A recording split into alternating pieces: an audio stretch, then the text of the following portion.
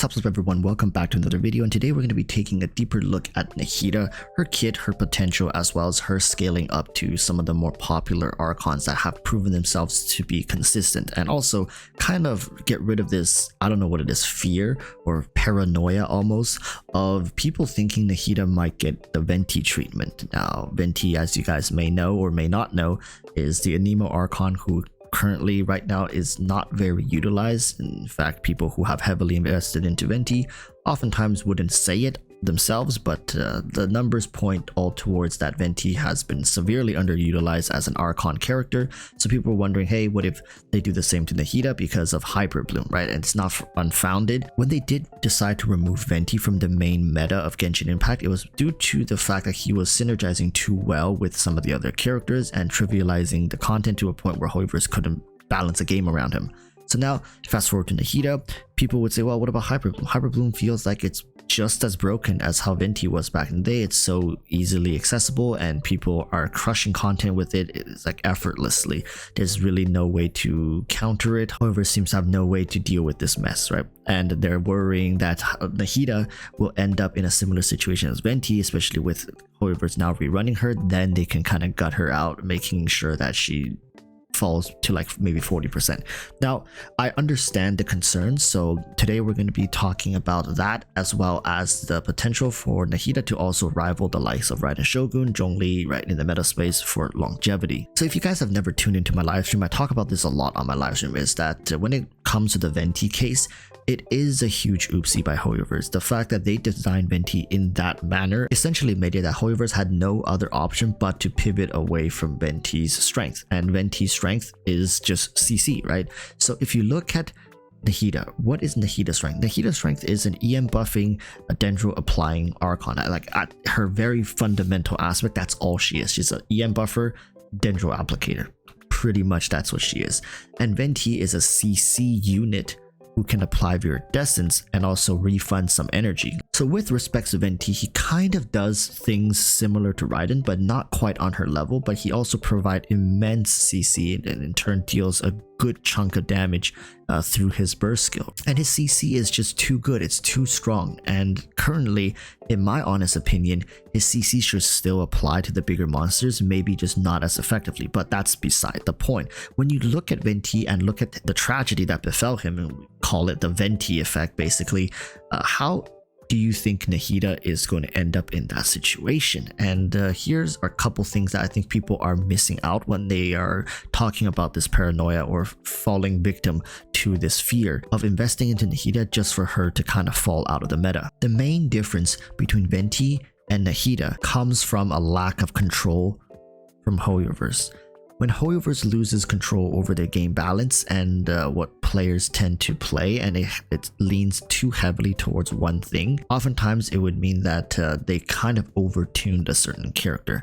If you look at the numbers in terms of Nahida, she is nowhere close to the peak of Venti's numbers. Peak Venti was basically used in 90% of most Abyss Clear, and that's back in the day when we still had metrics, right? Nowadays, according to the metrics that people sent in, the game has become much more diversified. It's not so heavily leaned towards a single team comp or a single way to play the game. Now this also does come with time. Back in the day, Venti was like the only archon alongside Zhongli, and back then Zhongli just got buffed like a patch or two, and then Venti just pretty much was dominating since past 1.1. People were resistant to change, and it basically forced Hoyoverse's hand. Like, okay, you're gonna force us to change, or you're gonna have to, you know, release better characters and power creep everything that we currently have. So Hoyoverse was forced into taking Venti off the shelf. Until this day, he has never been put back on the shelf. Once in a while, they'll kind of flash him through the window panes, and that's pretty much it. You really don't get to enjoy Venti and utilize his strength 99% of the time in the game. Like, honestly, I feel pretty bad because personally I have him at C4. We're not going to talk about this, but what can you do at this point, right? Hoyoverse never directly nerfed him. They just changed the environment in which the game is played in. So now moving on to Nahida. Another one of the main reasons that you guys shouldn't worry so much about Nahida is because her role as a dendro applicator and EM buffer have nothing really to do with affecting the enemy.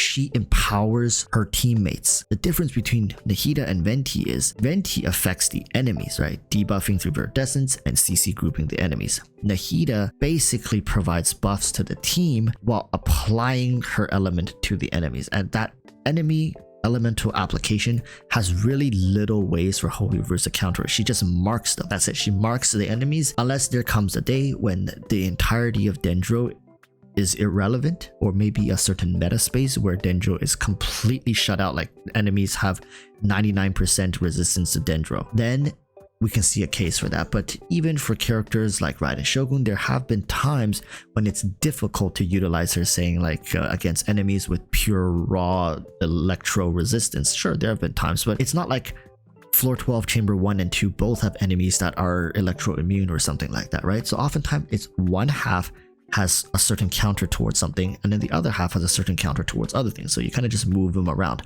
But both of those have shares counters towards Venti. That's my point, right? So that's why it's been very difficult to bring him into the meta. So that's another point that you guys should take into account when it comes to Nahida versus Venti. Nahida just doesn't feel like has the kind of weaknesses that Holyverse can exploit as easily without hurting a lot of other characters. So if you think Nahida is in the gutter, Baju's in the gutter, right? Alhaitham can't be used, Tainari can't be used if they're immune to Dendro or whatever. All of these Dendro characters kind of just fall off the shelf. So think about it like this. If Holyverse wants to make money from these characters, they must always show players that they have value.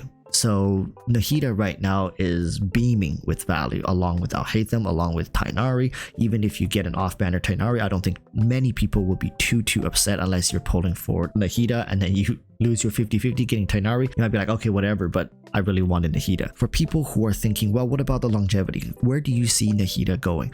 So think about it like this, right? Raiden Shogun currently holds the best, longest standing record in terms of usage and performance in terms of Abyss, right? Meta stuff. Her national team basically has been single-handedly gripping the Abyss by its nutsacks and really showcasing free-to-plays the most efficient way to play the game. Synergistically, that team flows together so seamlessly, and that till this day, I'm pretty sure a lot of you guys still heavily rely on that team. So Nahida Hyperbloom doesn't necessarily rival that kind of efficiency, but you have to remember Holyverse has not released 4 stars as efficient as Bennett, Xingqiu, Sucrose, as well as Zhangling, period. I even made a video a year ago saying treasure those characters because you'll never see characters like that ever again in Genshin Impact.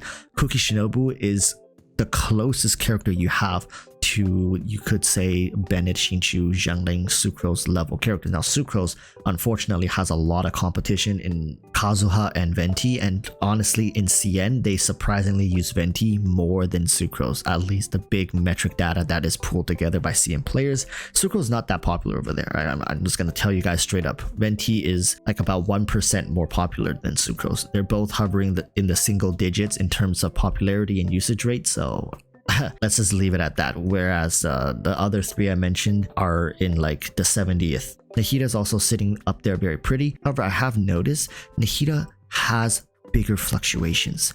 While Raiden is pretty comfortably hovering around a plus minus of like 8% give or take, Nahida can have a bigger range of usage fluctuation. What does that mean? That means that there are times when Holyverse just disincentivizes Nahida and pushes people maybe more towards traditional stuff. Now, this is also very important. Remember my point with Holyverse saying they need to make money, right? They need to show people that these characters still have value. If you just keep pushing Nahida, keep pushing Dendro, making them look so damn good and alluring, then people are going to wonder, oh, do I still pull for traditional stuff? Do I still spend money on this game for anything that's non-Dendro?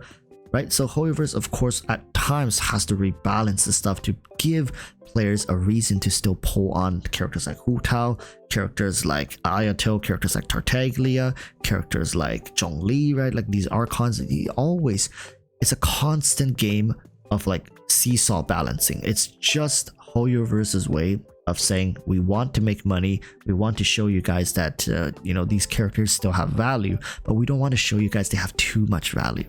That's why I think it's very accurate when people say there are no must-pull characters, because Holyverse doesn't even want you to have must-pull characters. Must-pull characters means you pull them and you're done with the game. You never have to pull again. Holyverse hates that.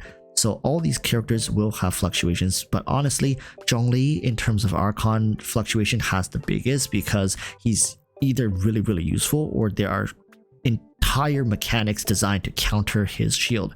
Whereas Raiden Shogun, again, see, it's dishing out damage or facilitating your team to dish out more damage. When it comes to characters that facilitate your team, as opposed to shredding enemies or doing stuff to the enemies, oftentimes it's a little more difficult for HoYoVerse to be able to counter you like fully without affecting other characters. So the whole anti-shield thing for Zhongli, it doesn't just affect Zhongli, right? All shielders in those Abyss metas are affected.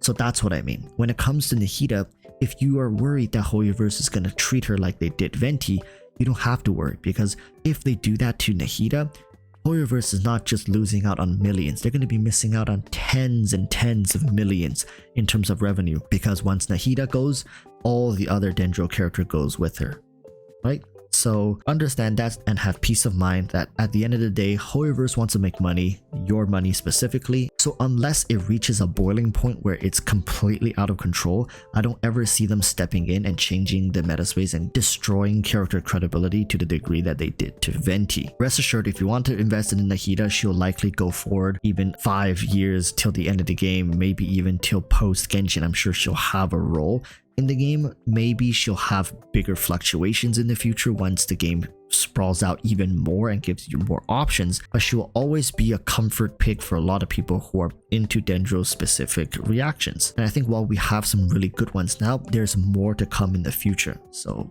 keep your fingers crossed.